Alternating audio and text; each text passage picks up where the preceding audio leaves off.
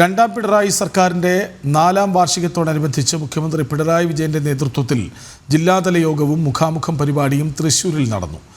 Thrissur casino ഹോട്ടലിൽ നടന്ന യോഗത്തിൽ വിവിധ മേഖലകളിലെ ക്ഷണിക്കപ്പെട്ട 500ഓളം പ്രതിനിധികൾ പങ്കെടുത്തു. മെയ് 18 മുതൽ 24 വരെ എൻ്റെ കേരളം പ്രദർശന വിപണന മേളയും തൃശ്ശൂർ തേക്കിൻകാട് മൈതാനിയിൽ സംഘടിപ്പിക്കും. സംസ്ഥാന സർക്കാരിന്റെ 4ാം വാർഷികത്തോടനുബന്ധിച്ച് 3 പരിപാടികളാണ് ജില്ലയിൽ നടക്കുന്നത്. അതിൽ ആദ്യത്തേതാണ് മുഖാമുഖം പരിപാടി.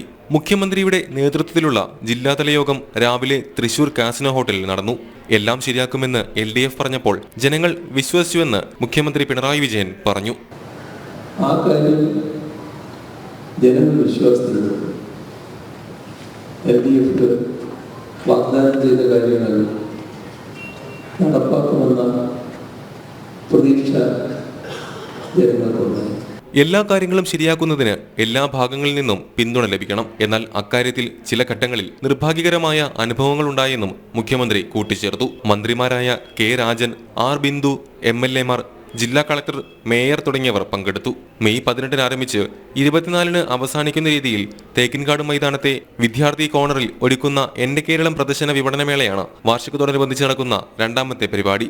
വിവിധ വകുപ്പുകളുടെ സ്റ്റാളുകൾ ഉൾപ്പെടെ 180 സ്റ്റാളുകൾ പ്രദർശന വിപണനമേളയിൽ ഉണ്ടാകും. ജനം, തൃശൂർ.